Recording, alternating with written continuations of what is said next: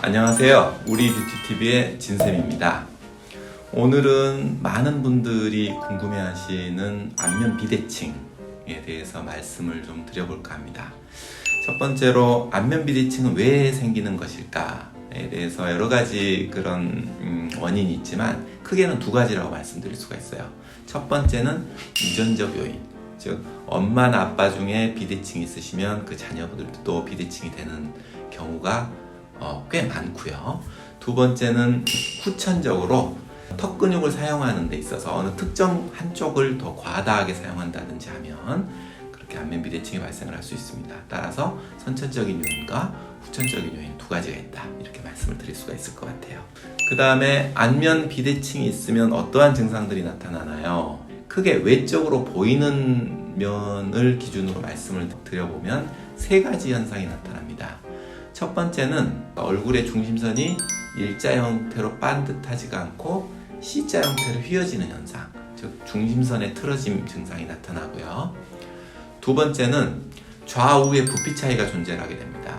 어느 한쪽은 크고 어느 한쪽은 작은 좌우의 부피 차이가 두 번째 현상. 세 번째는 비대칭이 존재하게 되면 대개 입술 라인 자체가 한쪽으로 기울어지게 돼 있어요. 눈의 수평선 라인 대비 입꼬리와 입꼬리를 잇는 수평선 라인이 한쪽으로 기울어지게 되는 거죠. 본인의 얼굴을 거울로 유심히 들여다봤을 때 이런 세 가지 증상 중에 한 가지라도 나타나면 안면 비대칭이 있는 것이다 라고 말씀드릴 수가 있어요. 안면 비대칭은 양악 수술이 필요하다는데요. 이 일부는 맞고 일부는 그렇지 않은 경우가 있어요. 대다수의 환자분들은 그 정도가 심하진 않아요. 어느 정도 좌우가 좀 다른 거가 있고 한쪽으로 틀어짐이 있는데 비교적 치아 맞물리는 양호한 상태, 이런 경우면 되게 양악 수술까지 필요하지는 않습니다.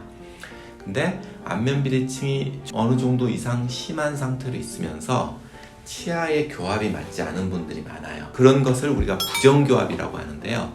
부정교합이 동반된 비대칭이나 입술선의 기울어짐이 좌우 차이가 3mm 이상 기울어진 심한 비대칭이라든지, 안면 비대칭이 심해서 턱관절 쪽에 통증이 있다거나 입을 벌리고 닫을 때 소리가 난다는 관절 증상이 있는 경우는 양악 수술이 필요하다고 말씀드릴 수가 있습니다. 근데 대다수의 경우에는 이제 그런 정도까지 비대칭이 아닌 경우가 많기 때문에 그런 경우는 양악 수술까지는 필요치 않고 간단하게 안면 윤곽 수술로도 어느 정도 교정은 가능하다, 이렇게 말씀드릴 수가 있을 것 같아요. 그럼 윤곽 수술만으로 안면 비대칭 어느 정도 개선시킬 수 있나요? 양악 수술로서 교정될 수 있는 퍼센트를 100이라고 봤을 때 윤곽 수술로 개선될 수 있는 건 70에서 80% 정도까지는 보통 개선시킬 수 있는 경우가 많아요.